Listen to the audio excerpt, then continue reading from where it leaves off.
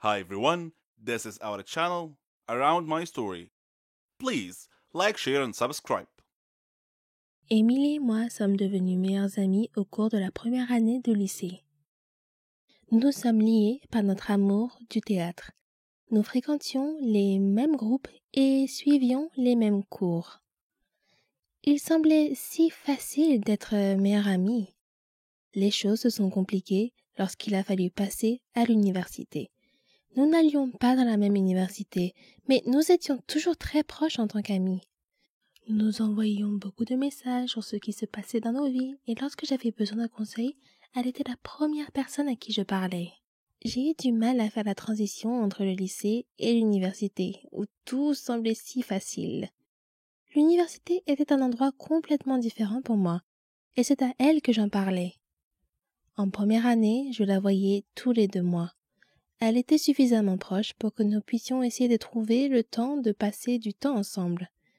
Je n'avais pas beaucoup d'amis, il était donc plus facile de lui laisser mon temps libre. Cela ne me dérangeait pas, c'était ma meilleure amie.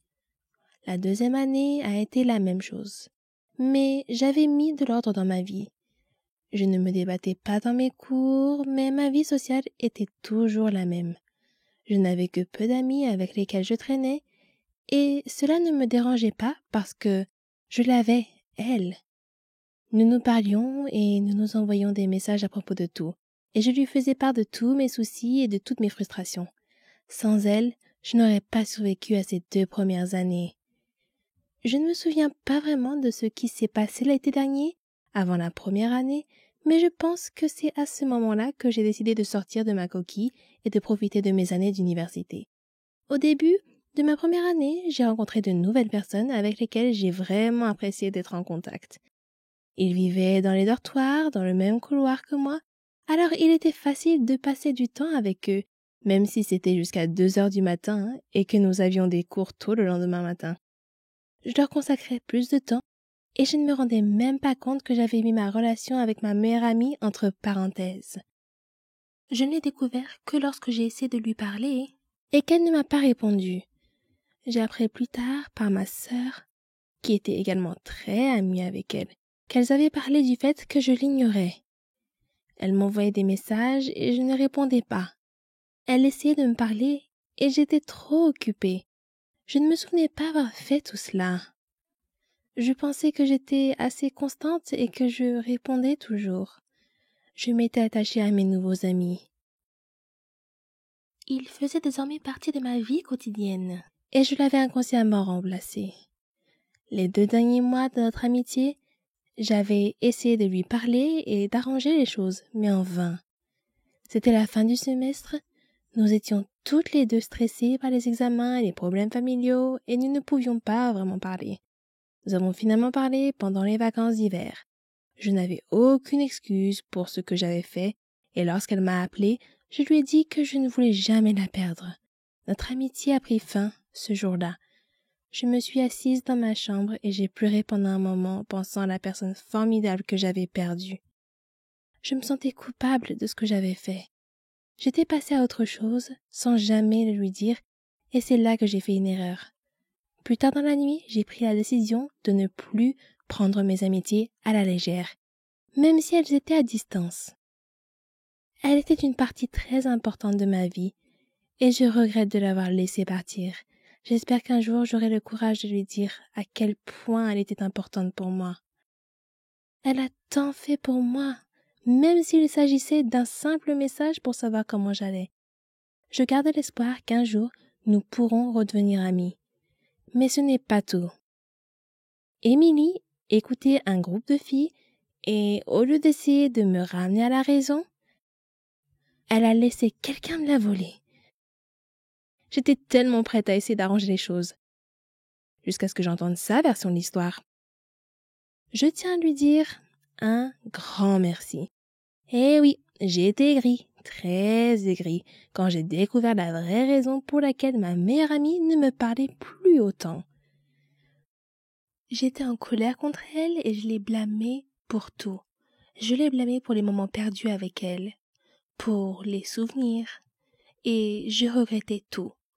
de l'argent à l'empreinte de vêtements, en passant par des choses simples comme aider à la maison, parce que tout cela n'était rien d'autre que du temps perdu. Je t'en veux, Émilie. Je veux qu'elle revienne. Je veux que ma meilleure amie revienne dans ma vie et qu'elle fasse des choses avec moi, comme des rolletting, des voyages, des doubles rendez-vous, du shopping ensemble, des choses que les meilleures amies normales font. Mais je n'ai pas pu, parce qu'Émilie a choisi d'être avec d'autres amis. Je n'ai pas besoin d'elle. Elle a choisi de me quitter. Elle a choisi de ne plus être mon amie après que cette autre fille ait décidé de parler et de raconter des petits mensonges. Émilie a mis fin à notre amitié. L'autre fille n'y a joué qu'un rôle. Mais Émilie l'a accueillie et je dois la remercier pour cela. C'est cruel de faire cela à un être humain. Les êtres humains doivent se sentir désirés, ce qui n'est pas le cas. Quant à la fille qui m'a volé ma meilleure amie, assure-toi d'être là pour elle lorsqu'elle et son petit ami traversent une période difficile. Assure-toi d'être là pour lui parler lorsqu'elle a des doutes sur l'université ou que sa famille la harcèle. Assure-toi d'être là pour ses séances de rollicking, ses virées shopping ou tout simplement ses soirées cinéma. Prends-la dans tes bras lorsqu'elle pleure devant La Belle et la Bête. Sois la meilleure personne possible pour elle. Je sais qu'elle en a besoin plus que jamais, parce que c'est ce qu'elle mérite. Je ne pense vraiment pas que je m'en remettrai un jour. Elle m'a quitté pour une raison stupide, pour quelque chose que tu as causé. Mais ce n'est pas grave, on vit et on apprend. Quelqu'un a dit un jour, certaines personnes nous quittent, mais ce n'est pas la fin de ton histoire. C'est la fin de leur rôle dans ton histoire. Je chérirai toujours notre amitié. Même si les choses n'étaient pas censées se passer ainsi. Votre meilleure amie l'est pour une raison. Et cela ne devrait pas se terminer de la même manière que pour moi. Souvenez-vous de tous les moments que vous avez vécus, parce qu'un jour, vous ne serez peut-être plus les mêmes ou vous passerez à autre chose. Bonjour, je m'appelle Brenda, et voici comment je me suis ridiculisée à l'âge de 14 ans. Avant de vous raconter mon histoire, permettez-moi de souligner quelques points. Tous les adolescents éprouvent parfois un peu d'anxiété. Il s'agit en fait d'une réaction normale au stress et cela les aide parfois à faire face à des situations accablantes. Pour beaucoup d'adolescents, des choses comme parler en public, les examens finaux ou même sortir avec quelqu'un peuvent provoquer des sentiments d'anxiété. Pour certains adolescents, cependant, l'anxiété peut aller au-delà de ces symptômes typiques et affecter négativement les relations amicales et familiales, la participation aux activités et même leur travail scolaire. Et ne me faites pas dire qu'être un adolescent ressort du sang du diable. Ok, c'était une blague innocente, mais je le pense vraiment. Donc, j'étais assise en classe, derrière le gars le plus mignon de ma classe. Son nom était Josh, et je voulais juste lui demander son numéro de téléphone, mais j'étais terriblement timide et j'avais très peur d'être rejetée. Mais le moment du bal de l'école approchait. Je voulais y aller avec lui, mais il n'y avait aucun moyen de le faire en face à face. J'ai essayé de surmonter mon anxiété et je me suis convaincue d'y aller. J'ai débattu avec moi-même pendant un certain temps, manquant la plus grande partie de la leçon en classe de ce jour-là, avant de me décider à lui demander. Je lui ai demandé, et il a accepté. Il a lentement pris mon téléphone, a tapé son numéro et me l'a rendu. Je me suis sentie soulagée, j'avais obtenu le numéro. Je veux dire, j'avais tort, il n'y avait pas de quoi être inquiète. J'avais aggravé la situation dans mon esprit par rapport à la réalité. C'était agréable de réaliser que j'étais anxieuse pour rien. D'en finir et d'avoir son numéro. Je suis rentrée à la maison plus tard ce jour-là et j'étais si excitée d'appeler ou d'envoyer un SMS à Josh. Mais comme je suis timide socialement, j'ai essayé de lui envoyer un message. Mais le message n'a pas été délivré. J'ai vérifié le numéro qu'il m'a donné et j'ai remarqué qu'il comprenait les chiffres 911.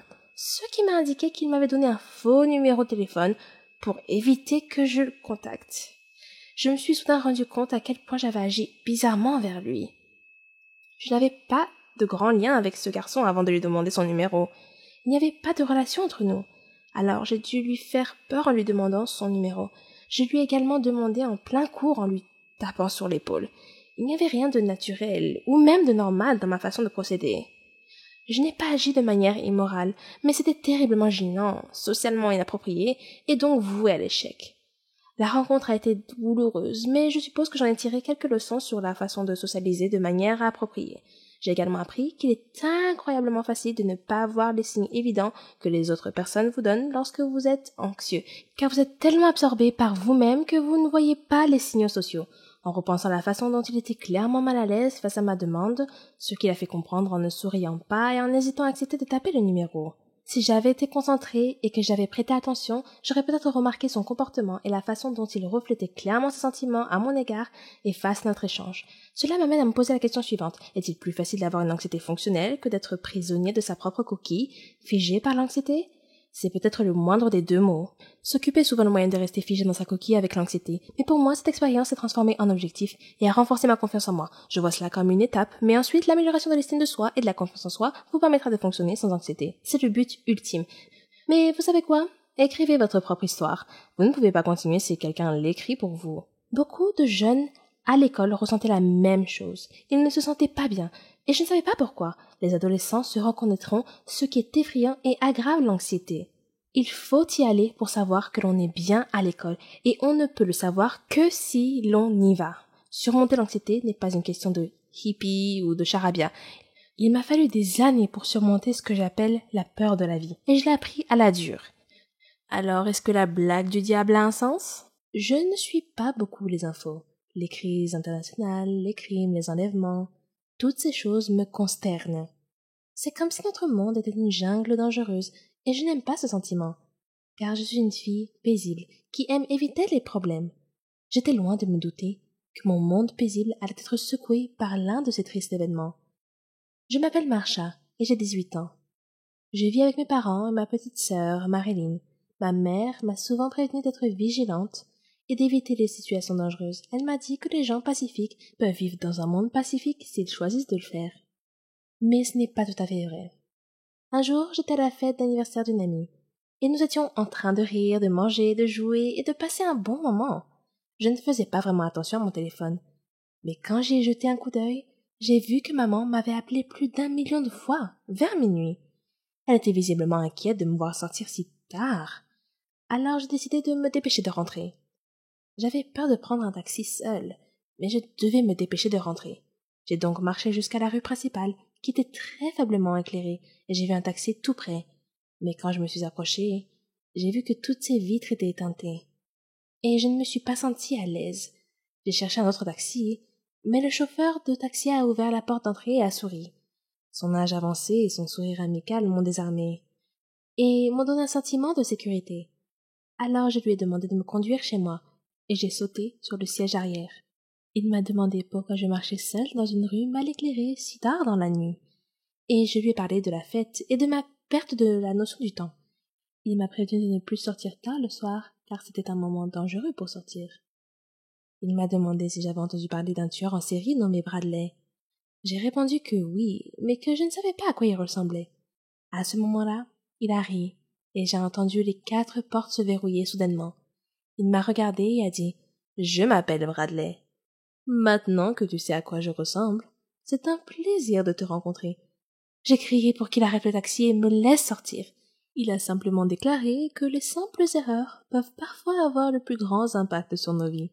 Il s'est vanté que je serais un ajout parfait pour compléter sa collection de crânes. Dans la panique, j'ai attrapé sa ceinture de sécurité et j'ai commencé à l'étrangler avec. J'ai exigé qu'il arrête la voiture, mais il a refusé.